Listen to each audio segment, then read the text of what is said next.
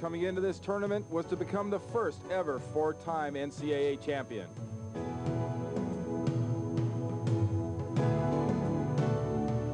Standing in his way were 7 minutes of wrestling and Michigan's #2 seed, Sean Bormet. Bormet was unfazed by the enormity of his situation. Could he be the one that would stop Smith from making NCAA history? You know, I like being an underdog, and it takes all the pressure off me. I can just go out there and wrestle. You know, nothing won't bother me what's going on out there. As Pat Smith entered the arena, the 12,000 fans realized what was about to come. A chance to see wrestling history being made.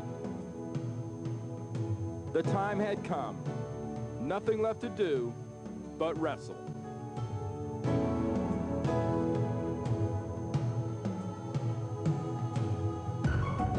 The match started out at a fast and furious pace, and Smith quickly realized that Bormet was there to deny him wrestling history. It was not going to be easy. But Smith would strike first with a beautiful low single leg takedown, working it tough, trying to finish, and eventually taking Bormet down at the edge of the match to take a 2-0 lead. With the Oklahoma State fans and his father Leroy shouting encouragement, Smith started out the second period on bottom and quickly escaped to take a 3-0 lead. Things looked good, but Bormet came right back and got a takedown of his own. And suddenly, history was in question. Would Smith have the desire to win it all? Even Pat's brother John shared in the anguish of the moment. He too felt the pressure of a fourth national title. And 4 seconds after being taken down, Smith would escape and cushion his lead to 4-2. Then the match would slow and Smith would become conservative. And as he tried to play defense more than offense, the referees intervened and hit him for stalling, giving Bormet another point, closing the gap now to 4-3. Father Leroy tried to put on a face of calm to hide the intensity of a fourth national championship, while from the corner, Coach John Smith tried to instill the confidence to go for it. Let's go back now and pick up the action in the final round.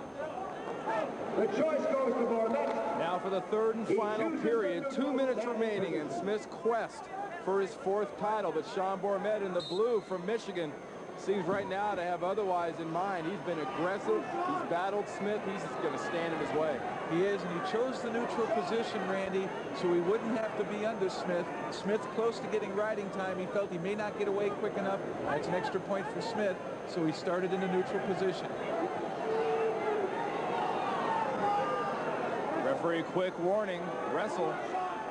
Smith dominated early, and he's in on another great shot, a good double. He should be able to score here.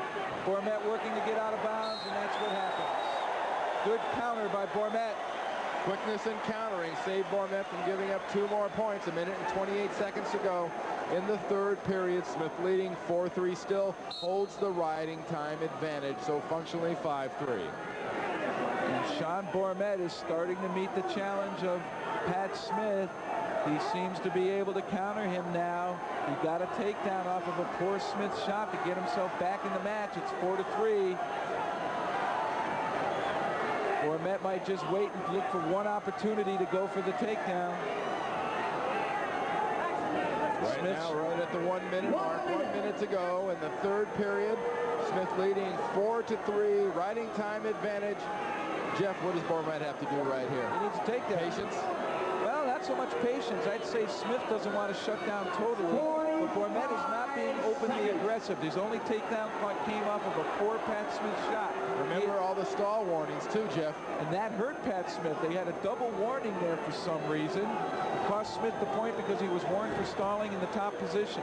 31 seconds to go, 30 seconds to go in the third period. Smith leading 4-3. Has the riding time advantage. Bormet down to the legs and they're out of bounds. 24 seconds. And Bormet is not going to give it to Smith. He is going to make him earn that fourth national title. Many thought Smith would blow through Bormet.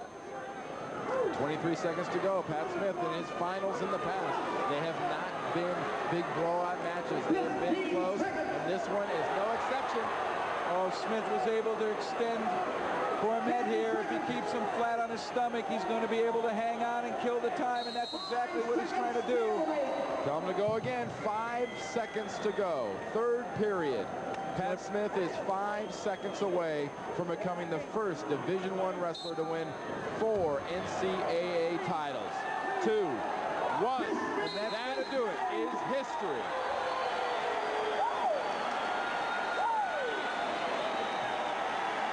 First time in the history of the NCAA Division I, 4-time national champion, Pat Smith.